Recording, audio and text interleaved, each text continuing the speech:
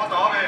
আজকে পাশাপাশি জামাত ইসলাম আমাদেরকে আমাদের এই অবস্থানকে দুর্বল করার জন্য যে ষড়যন্ত্র করছে, আজকে ধামরহাট পত্নীতলার মাটি বিএনপির একটি এমন শক্তিশালী ঘাঁটি এই অনর্বর হিসাবে পরিণত হয়েছে।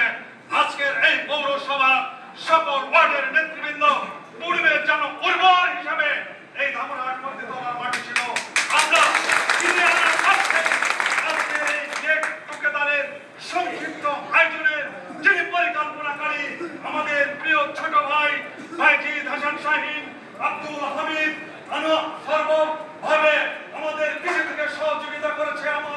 আমাদের শ্রদ্ধেয় আগামী দিনের এই পৌরসভার নেতৃত্ব আমার প্রিয় বড় ভাই আনোয়ার হোসেন আমাদের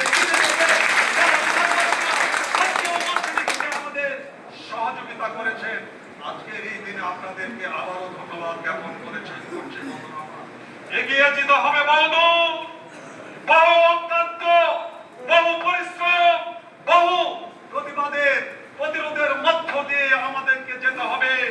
সেই যুদ্ধের আহ্বান জানিয়ে আজকের এই সংক্ষিপ্ত গেট টুকেদারের শেষ পর্যায়ে এসে আমি এইটুকুই বলতে চাই, আজকের এই স্বল্প পরিসরে যারা আমরা সকলে মিলে আয়োজন করেছি, আগামীতে এর চেয়ে বৃহৎ আকারে আপনারা কি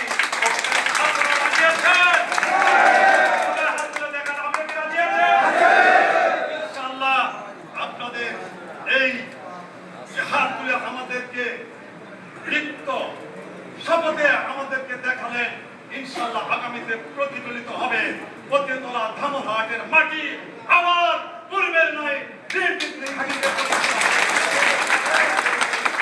আমার সংক্ষিপ্ত বক্তৃতা শেষ করছি।